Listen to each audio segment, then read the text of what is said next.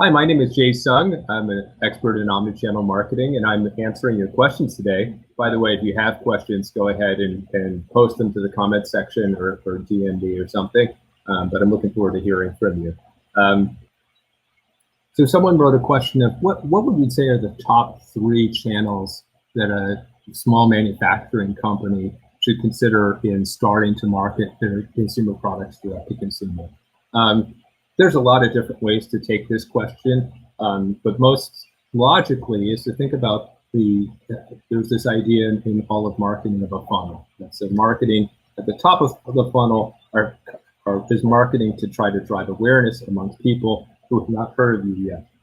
It is typically the most expensive way to try to reach customers because they're the farthest away from the kinds of customers who are shopping or buying products from you today. If you go all the way to the bottom of the funnel, those are your more targeted kinds of campaigns that are the most related to the customers that you have today.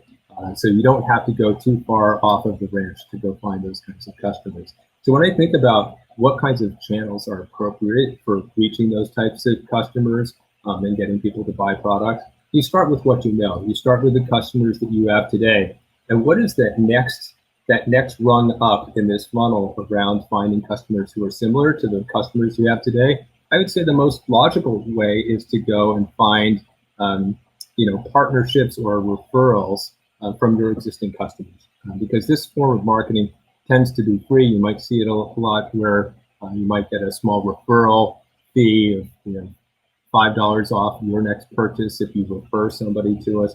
But this is the oldest form of marketing of all time, is word of mouth marketing. So I always like to start there. And if it's apart from word of mouth marketing from a customer standpoint, it's also looking at brands or companies that your existing customers like to frequent, and thinking about ways to create kind of joint venture or partnerships with similar companies who have the kinds of customers that would really benefit from your product or service.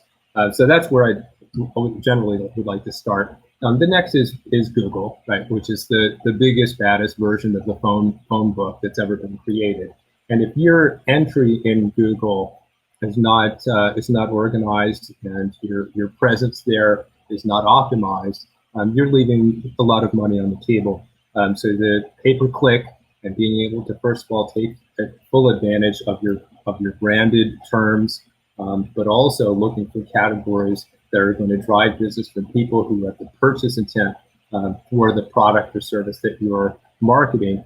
That's kind of the lowest hanging fruit that there is.